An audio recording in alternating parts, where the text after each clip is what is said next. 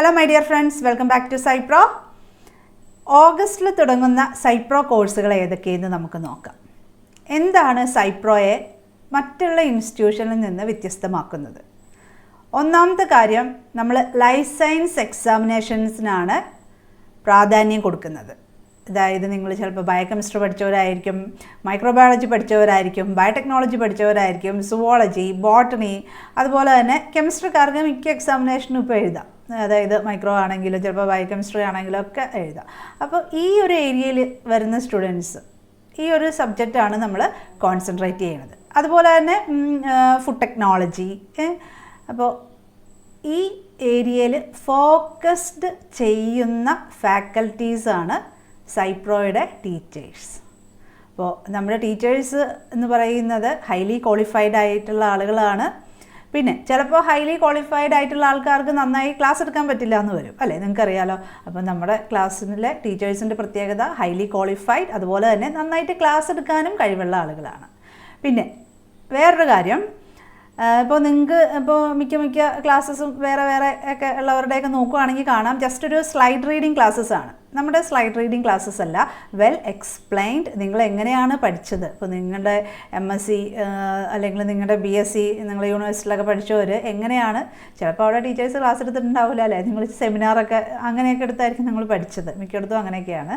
അപ്പോൾ നന്നായിട്ട് നമ്മളിപ്പോൾ ഒരു ലെക്ചർ ക്ലാസ് എങ്ങനെയാണ് നിങ്ങൾ അറ്റൻഡ് ചെയ്യുന്നത്, അതുപോലെ ആയിരിക്കും നമ്മുടെ ക്ലാസ്സസ്.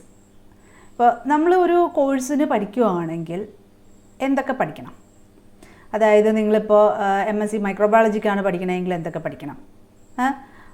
ഇപ്പോൾ അതുപോലെ തന്നെ ഇപ്പോൾ ബോട്ടണി, സുവോളജി എന്തൊക്കെ പഠിക്കണം?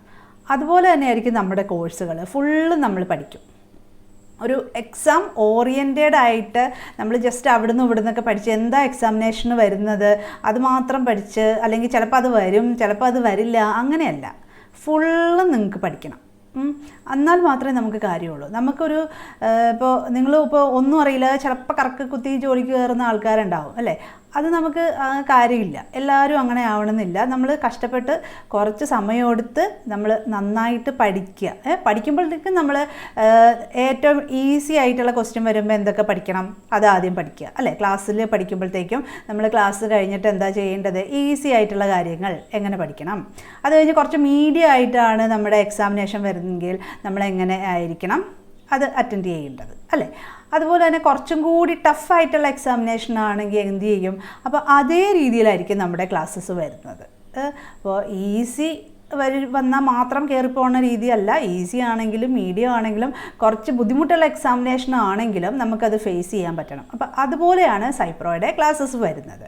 പിന്നെ നിങ്ങൾക്കിപ്പോൾ ക്ലാസ്സസ് മാത്രമായിരിക്കില്ല, ഈ ക്ലാസ്സസ് കണ്ടു കഴിഞ്ഞാൽ എന്താ, നിങ്ങൾക്ക് ഇൻ്റർവ്യൂ പ്രിപ്പറേഷനും കൂടി ഈസി ആയിരിക്കും.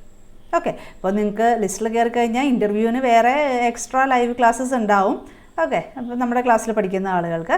എന്നാലും നമ്മുടെ ക്ലാസ്സസ് എന്ന് പറഞ്ഞു കഴിഞ്ഞാൽ നിങ്ങൾ ഫുൾ ആ ഒരു ഏരിയയിൽ നിങ്ങൾ എന്താണ് ഒരു ഫുള്ളായിട്ട് നിങ്ങൾ അറിവ് നേടിയിട്ടാണ് പോകുന്നത് ഈ കോഴ്സ് കഴിയുമ്പോഴത്തേക്കും. നമ്മുടെ സൈപ്രോയിൽ ഏത് കോഴ്സ് എടുത്താലും അങ്ങനെ തന്നെയാണ്. നിങ്ങളോടിപ്പോൾ ആ ഏരിയയിൽ ആരെന്ത് ക്വസ്റ്റ്യൻ ചോദിച്ചാലും നിങ്ങൾക്ക് പറയാൻ പറ്റും. അതേപോലെയാണ് നിങ്ങളെ പഠിപ്പിച്ചെടുക്കുന്നത്. പിന്നെ അതുപോലെ തന്നെ ഇപ്പോൾ നിങ്ങളിപ്പോൾ ജോലിക്ക് ഒരു പോസ്റ്റിൽ കയറിയെന്ന് ഓർത്താം. ഒരു എക്സാമ്പിൾ പറയാം, നമ്മുടെ JSA എക്സാമിനേഷൻ കഴിഞ്ഞു, ജൂനിയർ അസിസ്റ്റൻറ്റ് ആയിട്ട് കയറിയ ഇഷ്ടംപോലെ ആളുകളുണ്ട്, അസിസ്റ്റൻറ്റ് സയൻറ്റിസ്റ്റ് ആയിട്ട് കയറിയ ആളുകളുണ്ട്. അപ്പോൾ അവരൊക്കെ ഇടയ്ക്ക് വിളിക്കും, എന്തെങ്കിലുമൊക്കെ എങ്ങനെയാണ് അവിടെ അനാലിസിസ് ചെയ്യേണ്ടത്, ഇപ്പോൾ BOD എങ്ങനെയാണ്, COD എങ്ങനെയാണ്, അപ്പോൾ അതിൻ്റെ എങ്ങനെയായിരിക്കും അതിൻ്റെ സീഡ് കൾച്ചർ പ്രിപ്പയർ ചെയ്യണത്, അല്ലെങ്കിൽ MPN എങ്ങനെയാണ്, ഇനി വേറെ മെത്തേഡ് ഉണ്ടോ? അപ്പോൾ നിങ്ങൾ അവിടെ ചെന്ന് കഴിഞ്ഞാൽ നിങ്ങൾക്ക് ജോലി കിട്ടിക്കഴിഞ്ഞാൽ ചിലപ്പോൾ നിങ്ങൾക്ക് ട്രെയിനിങ് ഒക്കെ ഉണ്ടാവും, എന്നാലും നിങ്ങൾ കുറേ അറിവുണ്ടാവണം.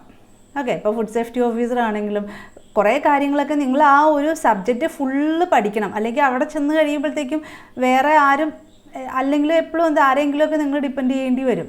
നിങ്ങൾ തന്നെ ഡെവലപ്പ് ചെയ്ത് എടുക്കണം. അപ്പോൾ നമ്മുടെ കോഴ്സ് എന്ന് പറഞ്ഞു കഴിഞ്ഞാൽ നിങ്ങൾ ഈ ഒരു രീതിയിലൊന്നും ടെൻഷൻ അടിക്കേണ്ട ആവശ്യമില്ല. ഫുള്ളും പഠിപ്പിച്ച് ബേസ് തൊട്ട് അതിൻ്റെ ഹയർ എൻഡ് വരെ പഠിപ്പിക്കുന്ന രീതിയിലുള്ളതാണ് ഓരോ കോഴ്സസും. അപ്പോൾ നിങ്ങൾ ചെയ്യേണ്ടത് ഒന്ന് മാത്രം, ഓരോ ദിവസവും 2-3 ക്ലാസ്സസ് കാണാനുള്ള ടൈം നിങ്ങൾക്ക് ഉണ്ടാവണം. അപ്പോൾ ഏകദേശം ഇപ്പോൾ വർക്കിംഗ് ആയിട്ടുള്ളവർക്കൊക്കെ ആണെങ്കിൽ ഒരു 2 മണിക്കൂറെങ്കിലും മിനിമം എടുക്കാനുണ്ടാവണം.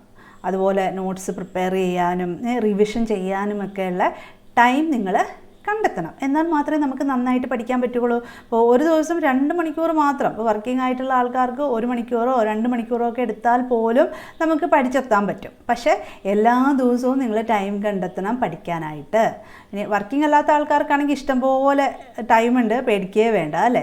നന്നായിട്ട് കൂടുതൽ ടൈം യൂസ് ചെയ്ത് പഠിക്കുക. അപ്പോൾ എല്ലാവർക്കും ടൈമുണ്ട്, അത് ടൈം മാനേജ് ചെയ്യാൻ അറിഞ്ഞാൽ മാത്രം മതി. ഇപ്പോൾ നമ്മൾ ഒരു എക്സാമിന് പ്രിപ്പയർ ചെയ്യുകയാണ്, നമ്മൾ ഫോക്കസ്ഡ് ആണ്, അപ്പം നമുക്ക് ബാക്കിയുള്ള കാര്യങ്ങളൊക്കെ കുറച്ച് നീക്കി വെച്ചാൽ നിങ്ങൾക്ക് പഠിക്കാനുള്ള ടൈം കിട്ടും.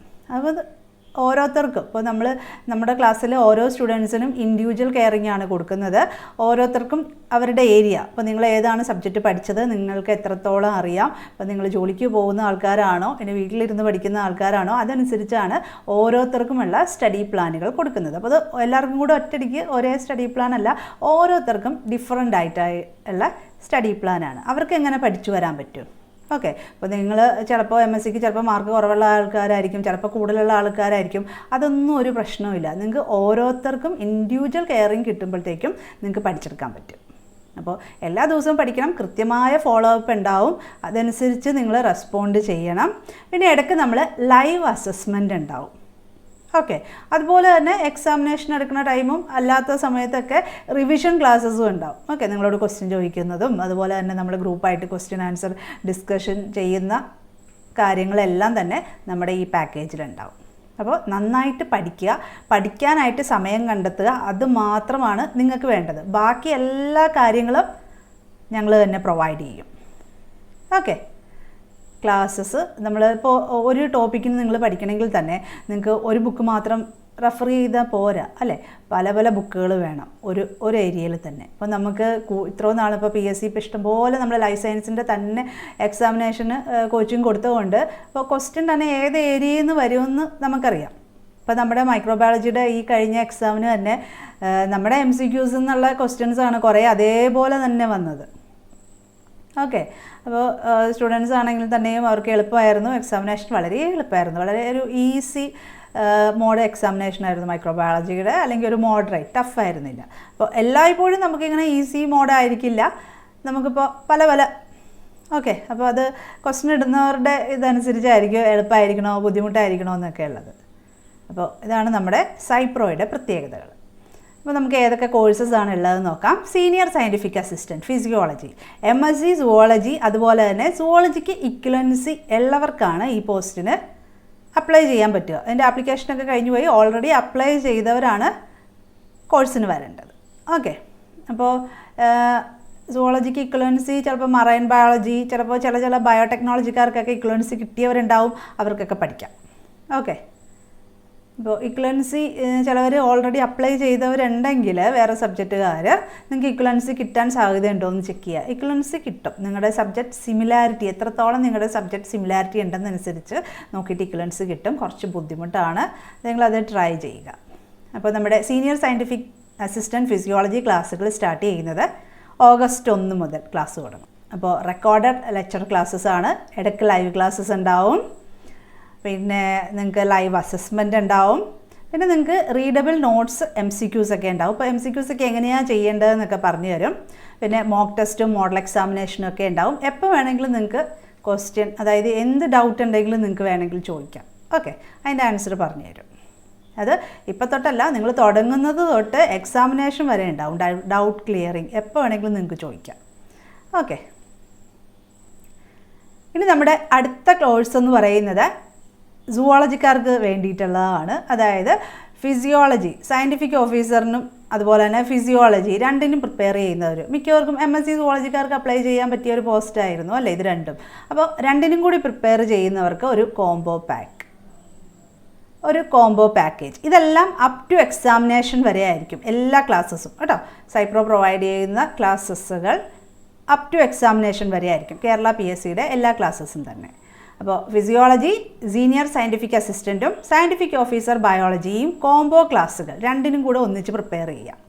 അതുപോലെ തന്നെ സുവോളജിക്കാർക്ക് ഒരു എളുപ്പമുള്ള കാര്യമാണ്, HSIയുടെ നോട്ടിഫിക്കേഷനൊക്കെ വരും, BEd ഉള്ളവർക്കും ഇതിൻ്റെ ഒപ്പം തന്നെ അത് പഠിച്ചു പോകാം. ഓക്കെ, HSIക്ക് മലയാളത്തിലായിരിക്കും. എന്നാലും എന്താ, നിങ്ങൾക്ക് കുറേ കാര്യങ്ങൾ സിലബസൊക്കെ കുറേയൊക്കെ എന്താ സിമിലാരിറ്റി ഉണ്ട്. അപ്പോൾ കുറേ കാര്യങ്ങൾ ഇതിൽ നമ്മളെല്ലാം പഠിക്കുന്നുണ്ടല്ലോ, സുവോളജി ഫുള്ള് പഠിക്കുന്നുണ്ട്. അപ്പോൾ എല്ലാം നിങ്ങൾക്ക് ഇതിൻ്റെ ഒപ്പം തന്നെ പഠിച്ചു പോകാം. ഓക്കെ, ഇനി അടുത്ത ക്ലാസ് സയൻറ്റിഫിക് ഓഫീസർ ബയോളജി. ബോട്ടണിക്കാർക്കും അതുപോലെ തന്നെ സുവോളജിക്കാർക്കും അപ്ലൈ ചെയ്യാൻ പറ്റിയൊരു പോസ്റ്റായിരുന്നു ഇത്. പുതിയ ക്ലാസ്സസ് ഓഗസ്റ്റ് 1 മുതൽ സ്റ്റാർട്ട് ചെയ്യുന്നുണ്ട്. അപ് ടു എക്സാമിനേഷനാണ് ക്ലാസ്സസ് കേട്ടോ. Scientific officer biology up to examination കുറേ പഠിക്കാനുണ്ട്. അപ്പോൾ ബോട്ടണിക്കാർക്കും അതുപോലെ തന്നെ സുവോളജിക്കാർക്കും പിന്നെ ഇക്വലൻസി കിട്ടിയേക്കുന്ന സബ്ജക്റ്റുകാരുണ്ടല്ലോ, ബയോടെക്നോളജിക്കാർക്കൊക്കെ ചിലവർക്കൊക്കെ ഇക്വലൻസി സർട്ടിഫിക്കറ്റൊക്കെ ഉള്ളവരുണ്ട്. ഇനി കിട്ടാൻ സാധ്യതയുള്ളവർക്കൊക്കെ കോഴ്സിന് ജോയിൻ ചെയ്യാം. ഇനി അടുത്ത course food safety officer. August 1 മുതൽ പുതിയ ബാച്ച് സ്റ്റാർട്ട് ചെയ്യുന്നു. അപ് ടു എക്സാമിനേഷൻ വരെയുള്ള ക്ലാസ്സസ് ആണ് കേട്ടോ. അപ്പോൾ ഫുഡ് സേഫ്റ്റിയിൽ നിങ്ങൾക്ക് എന്തൊക്കെയാണ് പഠിക്കാനുള്ളത്? ഫുഡ് സയൻസ് പഠിക്കാനുണ്ട്, മൈക്രോബയോളജി പഠിക്കാനുണ്ട്, ഡയറി സയൻസ് പഠിക്കാനുണ്ട്, അഗ്രികൾച്ചർ സയൻസ് പഠിക്കാനുണ്ട്, വെറ്റിനറി സയൻസ് പഠിക്കാനുണ്ട്, ലോസ് പഠിക്കാനുണ്ട്. അല്ലേ, ഇത്ര ഉണ്ടാവുള്ളൂ. നമുക്ക് ജനറൽ നോളേജ് കാര്യങ്ങൾ അങ്ങനെയുള്ളതൊന്നും എക്സാമിനേഷൻ ഉണ്ടാവില്ല. അപ്പോൾ ഇത്രയും സബ്ജക്റ്റാണ് നിങ്ങൾക്ക് പഠിക്കാനുള്ളത്. അപ്പോൾ ഇത്രയും പഠിക്കുമ്പോഴത്തേക്കും ഫുഡ് സേഫ്റ്റിയുടെ എക്സാം എന്ന് പറയുമ്പോഴത്തേക്കും ബാക്കിയുള്ള സബ്ജക്റ്റിനേക്കാളും കുറേ ഇച്ചിരി കൂടി നമുക്ക് പഠിക്കാൻ കുറേ ഉണ്ട്. അതായത് മെമ്മറൈസ് ചെയ്യാൻ കുറേ ഉണ്ട്.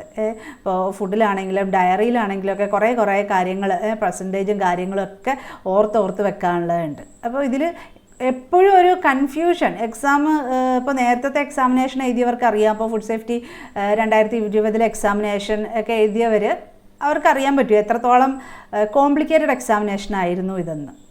അതായത് കുറച്ച് എല്ലാം പഠിച്ചെങ്കിലും അവസാനം എന്താ ഒരു അവിയൽ പരുവമായി പോകുന്ന എക്സാമിനേഷനാണിത്. അപ്പോൾ ഇത് നന്നായിട്ട് പഠിക്കണം. നിങ്ങൾ എവിടെന്നെങ്കിലും ഇവിടുന്നൊക്കെ പഠിച്ച് കുറച്ച് അവിടുന്ന് വായിച്ചു അല്ലെങ്കിൽ ഇവിടുന്ന് വായിച്ചു, വെബ്സൈറ്റിൽ നിന്നൊക്കെ പഠിച്ച് അങ്ങനെ പഠിച്ചിട്ട് കാര്യമില്ല. നിങ്ങൾ പഠിക്കുമ്പോൾ ഇതിൽ ഫുഡ് സയൻസുകാർ പഠിച്ചത് അല്ലേ, ഫുഡ് ടെക്നോളജിക്കാർ എന്തൊക്കെ കാര്യങ്ങൾ പഠിച്ചിട്ടുണ്ട്, അവർ ഫ്രം A to Z എന്തൊക്കെ പഠിച്ചിട്ടുണ്ട്, അത് നിങ്ങൾ പഠിക്കണം. അത് എക്സാമിന് അത്ര ഒന്നും വരില്ല, പക്ഷേ അത് നിങ്ങൾ പഠിച്ചിരിക്കണം. എന്നാൽ മാത്രമേ എന്ത് ക്വസ്റ്റ്യൻ വന്നാലും നമുക്ക് എഴുതാൻ പറ്റുള്ളൂ. അല്ലെങ്കിൽ ഇപ്പുറത്തത് അറിയാം അപ്പുറത്തത് അറിയാൻ പറ്റില്ല. അതായിരിക്കും അവസ്ഥ. അപ്പോൾ ഡയറി സയൻസ് ആണെങ്കിൽ 5 മാർക്കേ ഉള്ളൂ, പക്ഷെ നമ്മൾ എല്ലാം പഠിച്ചിരിക്കണം, ഫുള്ള് പഠിച്ചിരിക്കണം. ഓക്കെ, എന്നാൽ മാത്രമേ നമുക്ക് മാർക്ക് കിട്ടുള്ളൂ. അതുപോലെ തന്നെ നിങ്ങൾ ഒരു ഫുഡ് സേഫ്റ്റി ഓഫീസർ ആവണമെങ്കിൽ എല്ലാ കാര്യവും അറിയണ്ടേ. എങ്ങനെയെങ്കിലും തട്ടിമുട്ടി ജോലിക്ക് കയറിയാൽ പോരാ, ഫുൾ കാര്യങ്ങളും. ഇനി ജോലി കിട്ടിക്കഴിഞ്ഞ് ലീവ് എടുക്കാമെന്ന് അങ്ങനെ ഇരിക്കുന്ന ഒരു ജോലി കിട്ടിക്കഴിഞ്ഞ് പഠിക്കുക അങ്ങനെ വേണ്ട.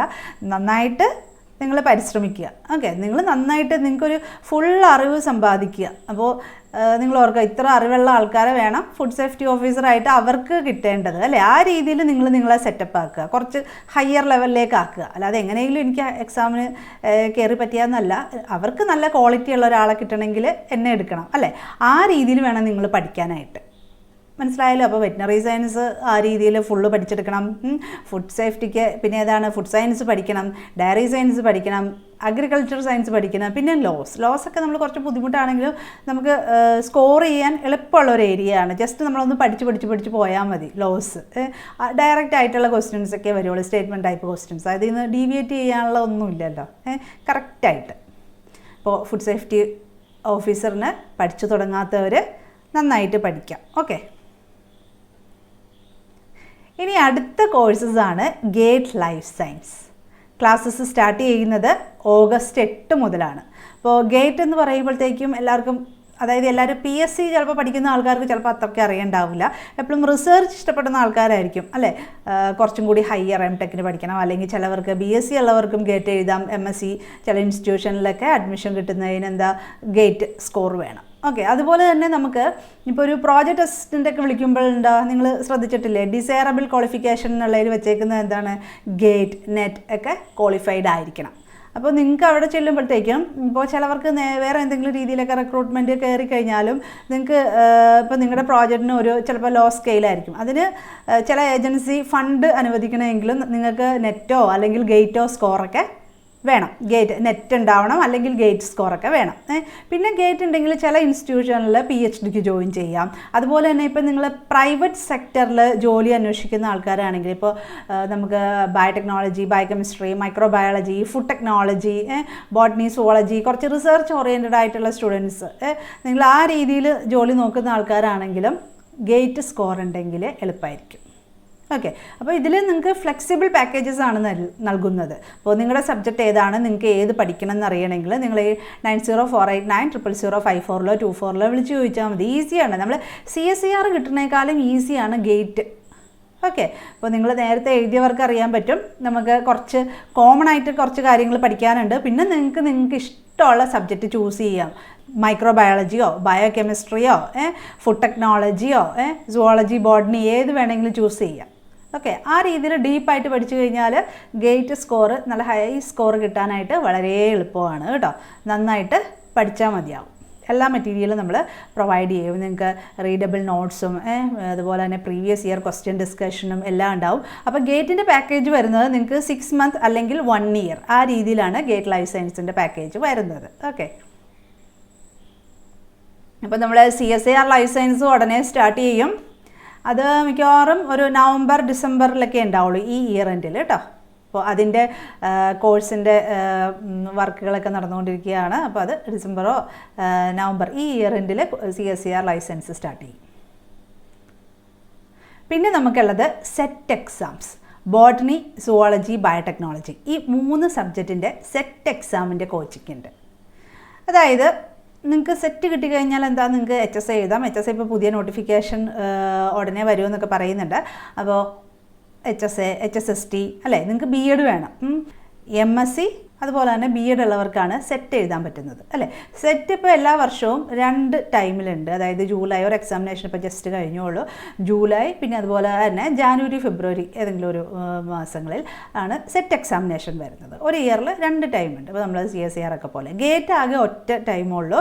2025 ഗേറ്റിൻ്റെ എക്സാമിനേഷൻ ജാനുവരി ഫെബ്രുവരിയിലാണെന്ന് തോന്നുന്നു കേട്ടോ. അത് നിങ്ങൾക്ക് ഇത് കഴിഞ്ഞിട്ട് പറഞ്ഞുതരാം ഗേറ്റിനെ പറ്റിയിട്ടുള്ള കാര്യങ്ങളൊക്കെ. അപ്പോൾ ബോട്ടണി ഉണ്ട്, അതുപോലെ തന്നെ നിങ്ങൾക്ക് സുവോളജി ഉണ്ട്, പിന്നെ ബയോടെക്നോളജി സെറ്റിൻ്റെ കാര്യം മിക്ക ബയോടെക്നോളജി സ്റ്റുഡൻസിനും അറിയില്ല. നിങ്ങൾക്ക് MSc ബയോടെക്നോളജി പഠിച്ച സ്റ്റുഡൻസ് റിസർച്ച് ഒന്നും ഇഷ്ടമില്ല, ഇനി ജോലിയല്ല ഇഷ്ടം, അതായത് നിങ്ങൾക്ക് ചിലപ്പോൾ ടീച്ചിങ് ഇഷ്ടമുള്ളവർക്കൊക്കെ ആണെങ്കിൽ നിങ്ങൾക്ക് BEd എടുത്തിട്ട് സെറ്റ് എക്സാമിനേഷൻ എഴുതാം. ഓക്കെ, നിങ്ങൾക്ക് സ്കൂളിലോ ഹയർ സെക്കൻഡറി സ്കൂളിലോ അതായത് +1 +2 അതുപോലെ തന്നെ ഹയർ സെക്കൻഡറി സ്കൂൾ അല്ലേ സ്കൂളിലൊക്കെ പഠിപ്പിക്കാൻ കയറാം കേരള PSCയിൽ. അപ്പോൾ ബോട്ടണി സുവോളജിക്കാർക്ക് ഒപ്പം തന്നെ സെറ്റ് ബയോടെക്നോളജിയും കൂടെ വെച്ചിട്ടുണ്ട്. അപ്പോൾ നിങ്ങൾക്കൊരു ഓപ്പർച്യൂണിറ്റിയാണത് കേട്ടോ. ബയോടെക്നോളജിക്കാർക്ക് കുറേ പേർക്ക് അറിയില്ല, ഇങ്ങനെ BEd എടുത്തു കഴിഞ്ഞാൽ സെറ്റ് എഴുതാനുള്ള ഒരു ഓപ്പർച്യൂണിറ്റി ഉണ്ടെന്ന് മിക്കവർക്കും അറിയില്ല. അപ്പോൾ ഇതാണ് നമ്മുടെ സൈപ്രോ കോഴ്സുകൾ. ഇനി ഇന്നൊരു നോട്ടിഫിക്കേഷൻ വന്നിട്ടുണ്ട്, ബയോകെമിസ്റ്റ് മെഡിക്കൽ എഡ്യൂക്കേഷൻ. MSc ബയോകെമിസ്ട്രിക്കാർക്കാണ് ഇത് അപ്ലൈ ചെയ്യാൻ പറ്റുന്നത്. അതിൻ്റെ ക്ലാസ്സസ് ഓഗസ്റ്റ് 15 സ്റ്റാർട്ട് ചെയ്യുന്നു. സെറ്റ് എക്സാമിനേഷനും ക്ലാസ്സസ് സ്റ്റാർട്ട് ചെയ്യുന്നത് ഓഗസ്റ്റ് 15. അപ്പോൾ ഇത് ബയോകെമിസ്ട്രിക്കാർക്കും അപ്ലൈ ചെയ്യാം. നമ്മുടെ ഈ ബയോകെമിസ്ട്രി മെഡിക്കൽ എഡ്യൂക്കേഷനുള്ള പോസ്റ്റ് ബയോകെമിസ്ട്രിക്കാർക്ക് അപ്ലൈ ചെയ്യാം, അതുപോലെ തന്നെ കെമിസ്ട്രിക്കാർക്ക്. പക്ഷേ ബയോകെമിസ്ട്രിയാണ് അവർ പ്രിഫർ ചെയ്യുന്നത്. ബയോകെമിസ്ട്രിക്കാരില്ലെങ്കിലാണ് കെമിസ്ട്രിക്കാരെ ചൂസ് ചെയ്യുമെന്നൊന്ന് പറഞ്ഞേക്കുന്നത്. അപ്പോൾ ഇത്രയാണ് നമ്മുടെ സൈപ്രോ കോഴ്സുകൾ, ഓഗസ്റ്റിൽ തുടങ്ങുന്ന സൈപ്രോ കോഴ്സുകൾ. അപ്പോൾ നന്നായിട്ട് പഠിക്കാൻ ആഗ്രഹമുള്ള ആളുകൾ, നിങ്ങൾക്ക് ഒരു ജോലി വേണം അല്ലെങ്കിൽ റിസർച്ച് ആണ് നിങ്ങളുടെ താല്പര്യം, അപ്പോൾ പല കോഴ്സുകളുണ്ട്. ഏതൊക്കെയാണ് നിങ്ങളുടെ സബ്ജക്റ്റുകൾ, ഏതിനൊക്കെ നിങ്ങൾക്ക് പറ്റും, ഏതിന് പഠിക്കാൻ പറ്റും, അതൊക്കെ നിങ്ങളുടെ കയ്യിലാണ് അല്ലേ. അപ്പോൾ അത് നോക്കിയിട്ട് നിങ്ങൾക്ക് ഈ നമ്പറിൽ കോൺടാക്റ്റ് ചെയ്യാം. 9048900054 അല്ലെങ്കിൽ 9048900024 വിളിച്ച് നിങ്ങൾക്ക് ചോദിക്കാം. Okay, thank you.